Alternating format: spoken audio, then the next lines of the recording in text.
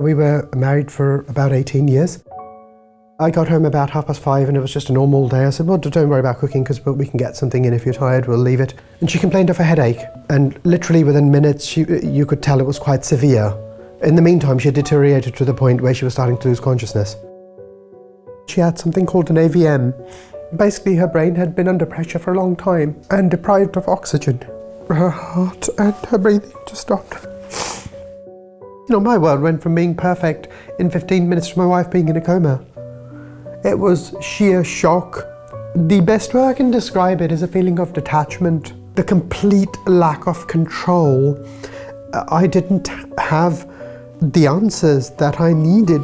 You can't fix grief.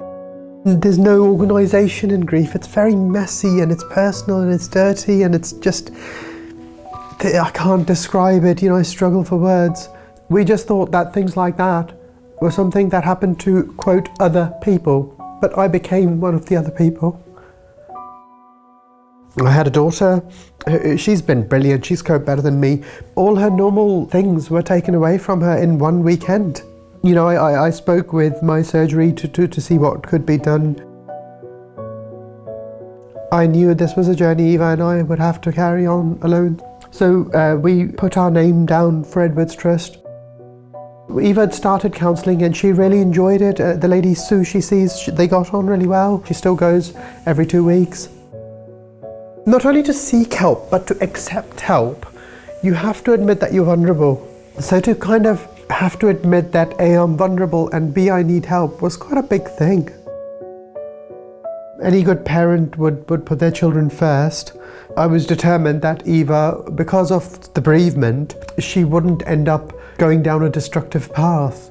You know, whether it be things like self-harm or acting out in school or aggression or anger. You know, those were all real concerns of mine. And Edwards Trust obviously helped with dealing with that.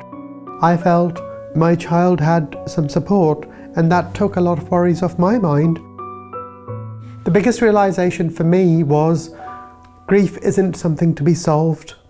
It's given me perspective that we can't outdistance it, we can't outrun it, whether we move to a different country, it will always be a part of us. But rather than try to make the grief go away, it's a twofold thing. One, you acknowledge that it will be with you for life, but it doesn't always have to have complete control of your life.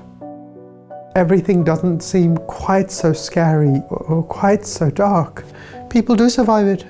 Later in life, I'll perhaps look at working in the field. It would be mainly to support people who have no hope, so it would be like post or pre-bereavement, working with hospices and something, and if I can contribute to that, I'd like to do that.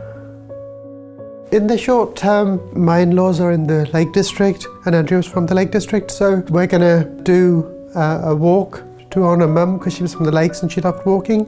For Edwards Trust, you know, hopefully we can give a big back rather than just takeaways. I always say to Eva, you know, any big decisions pop up in our life, that we'll decide this together and we'll decide things keeping in mind your mum's values. My wife was a very thoughtful person, so she always gave gifts that were very personalised. And I remember getting a card from her which had quotes about love from various writers. She wrote a lovely quote in this card and it just said, all love stories are beautiful, but ours is my favourite. So, I mean, for me, you know, that love story carries on.